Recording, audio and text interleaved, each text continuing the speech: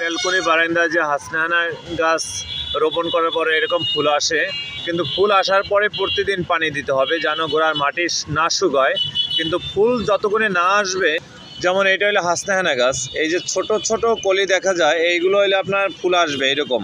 কিন্তু এই পজিশনে যখন আসবে তখন আপনার পানি কম দিতে হবে, গোড়ার মাটি না শুকানো পর্যন্ত পানি দেওয়া যাবে না।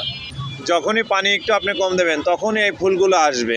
কীরকম আসবে? এই যে এইরকম ফুলগুলো চলে আসবে। আর যদি আপনি পানি দেন তাহলে অতিরিক্ত পানি পেয়ে এই কলিগুলো আপনার নষ্ট হয়ে যাবে, সেক্ষেত্রে আপনার হাসনাহানা গাছে কিন্তু কলি আসবে না যদি অপর্যাপ্ত পরিমাণে পানি দেওয়া হয়। কিন্তু যখন এরকম ফুল চলে আসবে তখন আপনি প্রতিদিন একবার করে পানি দেবেন, তাহলে আপনার গাছটি অনেক ফুল টেকসই হবে গাছগুলোতে এবং ফুলগুলো তাড়াতাড়ি ঝরবে না। এবং অনেকেই জিজ্ঞাসা করেন যে ভাই, হাসনাহানা গাছের পাতাগুলো এরকম গোল হয়ে যায় কেন এবং ফানগাস ধরে কেন?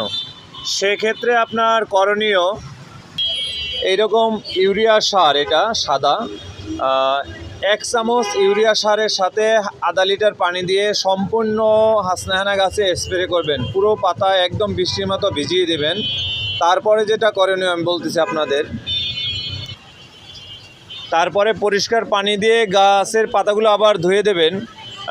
তৃতীয়বারে আপনার করণীয়, প্রতিটি পাতায় ম্যানসার ব্যবহার করবেন। ম্যানসার নামে একটা সবুজ আপনার ম্যানসার নামে একটা ওষুধ আছে সবুজ রঙের, 4 চামচের 1 চামচ ওষুধের সাথে হাফ লিটার পানি দিয়ে আবার সেই হাসনাহানা গাছটিতে স্প্রে করতে হবে।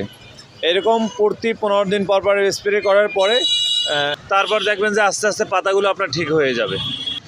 গোড়ার মাটিগুলো এরকম শুকাবে, তারপর পানি দিতে হবে, তখনই আপনার ফুল চলে আসবে।